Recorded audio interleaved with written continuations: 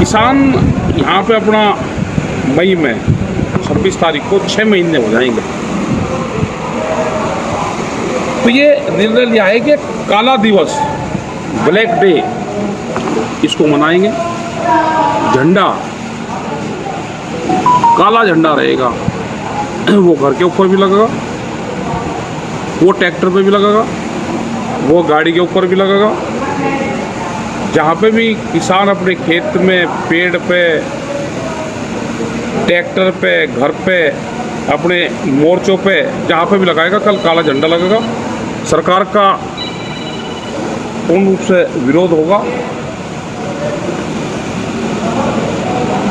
पुतले फूके जाएंगे, क्योंकि सरकार पिछले 6 महीने से किसान बैठी हुई है, उनकी बात नहीं सुन रही। यहाँ पे महिलाएं हैं, पुरुष है, नौजवान हैं, बेरोजगार हैं, पूरी किसानी जत्थेबंदी दिल्ली के चारों तरफ और भी पूरे देश भर में आंदोलनरत किसान हैं। सरकार नहीं मान रही।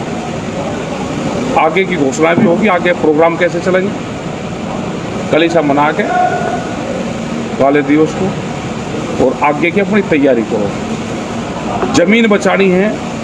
जिस तरह से दवाइयाँ हॉस्पिटलों की तिजोरियों में गई, इंजेक्शन ब्लैक में बिके, प्राइवेट हॉस्पिटलों के दरवाजे बंद रहे और जनता सड़कों पर मरी, यही हाल भूख में होने वाला है। सरकार हाथ डालेगी, अनाज गोदामों में बंद होगा, रोटी तिजोरी में बंद होगी और लोग भूख से तड़पेंगे। आंदोलन में अगर फैलिया आंदोलन हुआ तो यही हालात देश के होने हैं। समझ में आ गई होगी। अभी सब लोग अपना तैयार रहो, तैयारी करो। जब ज़रूरत हो, जब बुलवाए जाओगे आप मोर्चों पर, जिस तरह से अपने खेत की रखवाली करते हैं, इसी तरह से मोर्चों की रखवाली करो। यह आंदोलन चलेगा, एक दिन चलेगा, कितना लंबा चलेगा अभी इसमें कह नहीं सकते कुछ। आपने कहा सरकार बात नहीं कर रही, फिर आपने एक चिट्ठी लिखी संयुक्त किसान मोर्चा की ओर से। उसके बाद 12 विपक्षी दलों ने एक पत्र लिखा है भारत सरकार को कि आप किसानों से बात करिए, और उन्होंने हवाला दिया है कि जब आप मुख्यमंत्री थे गुजरात के, आप MSP की मांग करते थे। मनमोहन सिंह जी को उन्होंने एक चिट्ठी लिखी थी कि किसानों को अगर MSP मिलेगा तो वो पहले से ही तैयार रहेंगे, फसल लगाएंगे, देश में खाद्य सुरक्षा होगी। तो इस पर क्या लगता है आपको कि सरकार अब जल्द बात करेगी? ये 2011 का सब हुआ है, जब ये मुख्यमंत्री थे नरेंद्र मोदी।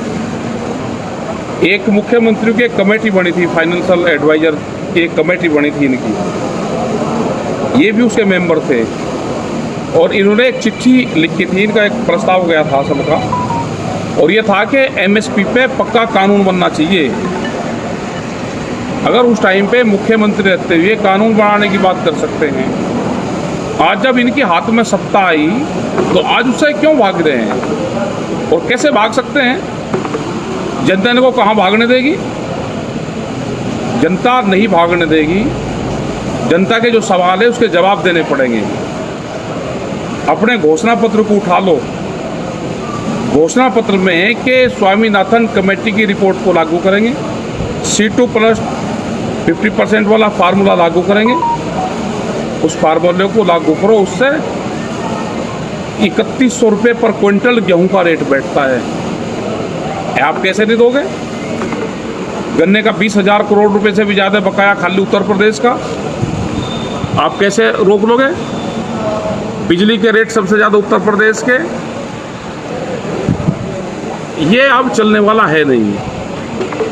जनता जागी, जनता को जाग के और तैयारी कर लो अपनी। आपने एक बहुत गंभीर सवाल उठा जो कॉरपोरेट की तरफ इशारा करता है। आप कहते थे कि अगर रोटी व्यापार का विषय नहीं है, रोटी को तिजोरी में बंद नहीं होने देंगे। अब आपने कहा कि अभी इस महामारी में दवाई, गैस और बेड ये तिजोरी में बंद हुए तो लोगों को मरना पड़ा और उसकी कीमत कई गुना चुकानी पड़ी। तो आने वाले समय पे अनाज में भी खतरा है। अनाज पर खतरे एक सर्वे देश में हुआ, जो बड़े घराने हैं इन्होंने कहा कि व्यापार किस चीज़ का करें, तो नया कॉन्सेप्ट निकल कर आया कि भूख पे व्यापार करो, रोटी को बाजार की वस्तु बनाओ। रोटी बाजार की वस्तु नहीं, रोटी ज़रूरत की चीज़ है, उसको तिजोरी में बंद नहीं होने देंगे। ये आंदोलन चलता रहेगा जब तक हमारे सवालों का जवाब नहीं मिलेगा। ये आंदोलन हमारा जारी रहेगा। गरीब की रोटी तिजोरी में बंद नहीं होने देंगे। ये सवाल बिल्कुल वही है कि जिस तरह से दवाइयाँ तिजोरियों में बंद हुई, हॉस्पिटलों का किस तरह से दुरुपयोग हुआ, लोग सड़कों पर मरे,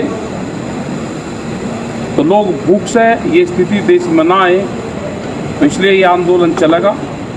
और यहाँ पर लोग आ रहे हैं, बहुत लोग अपना घर, अपनी झोपड़ियाँ बहुत मजबूत तरीके से यहाँ पर बना रहे हैं। और ज़रूरत उस चीज़ की है कि आंदोलन में आने वाले लोग ये सारी समझ पैदा करें, उसको देखें कि आज हालात क्या हो रहे हैं। घर में बैठने का नहीं, विचार करने की ज़रूरत है कि आपको विचार करना पड़ेगा कि आपके साथ में हो क्या रहा है। ये नहीं कि गन्ना किसान बच जाएगा। बहुत लोग कह रहे हैं कि जी गन्ने पर कोई प्रभाव नहीं पड़ता। जिस दिन कानून लागू हो जाएगा 280 रुपये का रेट उसी दिन होगा। तुरंत ये 45 रुपया कम होना है उसी दिन।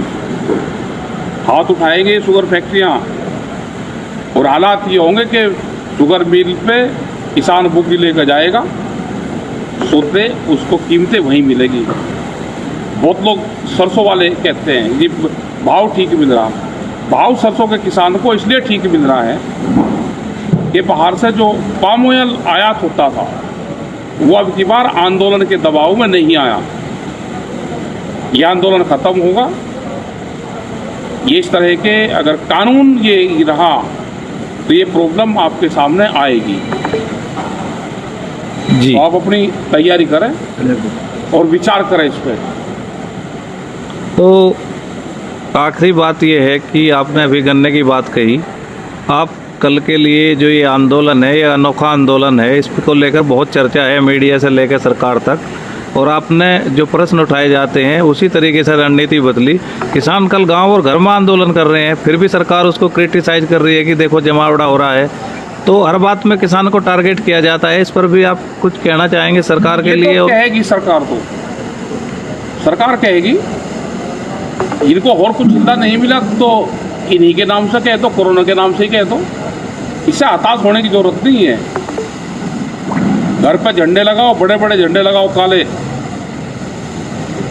और हताश होने की जरूरत नहीं है। ये संघर्ष है, ये युद्ध क्षेत्र है। युद्ध बातों से भी जीता जाता है, बातों से ही हताश करा जाता है। तो इसमें वो करने की जरूरत नहीं। बहुत एक सोशल मीडिया पर चलाया कि कल उसकी वो बुद्ध पूर्णिमा है। बुद्ध पूर्णिमा तिथि के हिसाब से है। क्या पिछले साल भी बुद्ध पूर्णिमा 26 तारीख की थी? क्या उससे पहले भी 26 तारीख की थी? नहीं थी। वो तिथि के हिसाब से है। तो बुद्ध पूर्णिमा भी मनाएंगे। शुरुआत अपने मंचों की उसकी बुद्ध पूर्णिमा से करेंगे, और उसके बाद में 10 बजे के बाद में ये प्रोग्राम शुरू होगा। सब बुद्धिस्ट लोग हैं, उसको मानने वाले लोग हैं, उनके उपदेश को मानने वाले लोग हैं। हम भी उसी विचारधारा से हैं सब। तो आपस में गलत फहमी कोई ना पाले कि बुद्धिस्ट किसी एक कौम, बिरादरी, जाति, धर्म के थे। बुद्धिस्ट सबके थे, और पूरे दुनिया भर में उनके फॉलोवर हैं। हम भी सब उसी परंपरा को मानने वाले सबको